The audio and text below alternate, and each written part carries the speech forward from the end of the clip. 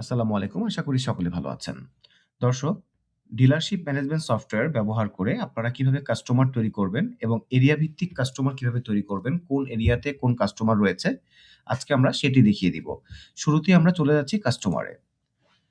কাস্টমারে যাওয়ার পর আমরা এমন একটা ইন্টারফেস দেখতে পাবো। এখানে রয়েছে দেখুন quick add, add customer, import, export, filter. আমরা যদি একটা কাস্টমার এড করে আপনাদেরকে দেখাই, আমরা এড কাস্টমারে ক্লিক করব।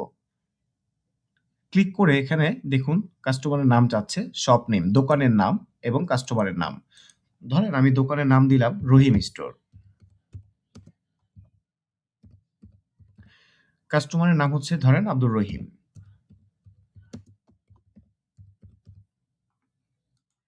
তারপর যদি কাস্টমারের কোনো ইমেজ, দোকানের ইমেজ বা কাস্টমারের যদি ইমেজ দিতে চাই, ছবি দিতে চাই, সেটা আমরা দিতে পারবো। তারপর ফোন নাম্বার, একটা যেকোনো ফোন নাম্বার আমি দিয়ে দিচ্ছি। ইমেইল থাকলে দিবেন, না থাকলে নেই। এরিয়া, এই কাস্টমারটা রহিম স্টোর কোন এরিয়ার আন্ডারে? ধরুন এখানে ঢাকা সিটির মধ্যে গুলশান, উনি গুলশানের আন্ডারে। ঠিক আছে? তো যদি অ্যাড্রেস দিতে চান এখানে গুলশান ১ যা যেভাবে যেটা যা দিতে চান, হ্যাঁ? গুলশান মানে যেটা অ্যাড্রেস ঠিক ওইটাই আপনারা এভাবে এখানে উল্লেখ করে দিবেন। তার সাথে যদি কোনো লেনদেন থাকে ইতিমধ্যে, সেই লেনদেনটাও আপনি চাইলে উল্লেখ করতে পারেন যে তার তার কাছ থেকে আপনি এত টাকা পাবেন। ঠিক আছে? সেভাবে আপনি চাইলে সেটা উল্লেখ করতে পারবেন। বা তাকে যদি আপনি বাকিতে ব্যবসা করেন, তাকে আপনি ৳১,০০,০০০ র বেশি বাকি দিবেন না। সেক্ষেত্রে আপনি এখানে ক্রেডিট লিমিট দিয়ে দিতে পারেন যে ৳১,০০,০০০। ৳১,০০,০০০ হলে আপনাকে আমাদের সিস্টেম নোটিফিকেশনে জানিয়ে দিবে যে রহিম স্টোরের রহিম স্টোরের ৳১,০০,০০০ বাকি অলরেডি হয়ে গিয়েছে। তাকে আর বাকি দেয়া সম্ভব হচ্ছে না বা দেওয়া উচিত না। আপনাকে একটা অ্যালার্ট করবে।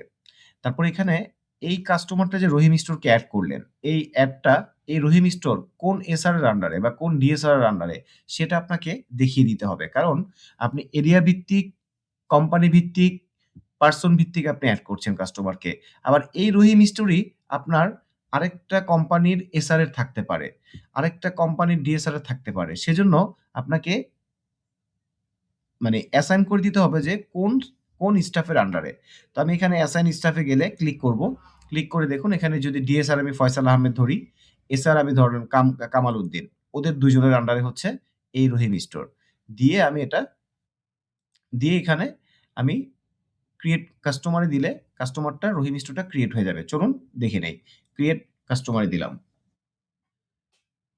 এখন আমরা যদি কাস্টমারে যাই, দেখবো আমরা রহিম স্টোর চলে এসেছে। এই যে রহিম store, Abdur Rahim, area Gulshan, phone number এটা, সে হচ্ছে স্ট্যাটাস অ্যাক্টিভ। তার সাথে কোনো ব্যালেন্স লেনদেন নেই।